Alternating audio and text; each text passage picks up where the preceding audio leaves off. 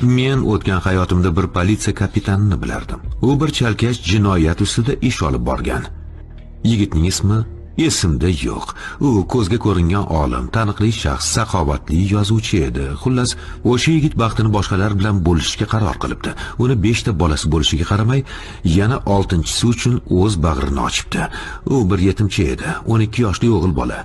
Uni asab tizimi buzilgan edi. Muammoli, zo'ravonlikka moyil, bo'rvachcha. Bu hikoyani eshitmaganmisan? Yo'q, davom etaver. Yaxshi. Xullas, o'sha yaxshi inson uni o'z oilasiga qabul qilibdi.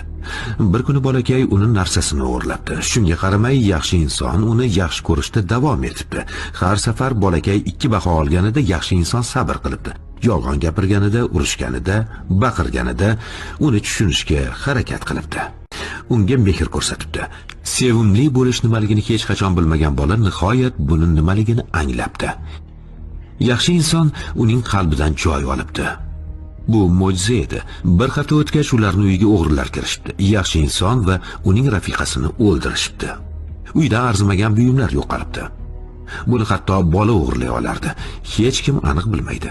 O'sha insonning bolalarini qarindoshlariga yuborishdi. Yetim bola esa kelgan joyiga, jahannamga. U endigina baxtga erishganida 2 ta o'q bariga nuqta qo'yibdi. Bu mashhur hikoya.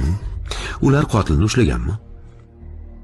Menimcha yo'q. Balki ular yaxshi izlashmagandir. Gohida javob shundoq yonimizda bo'ladi.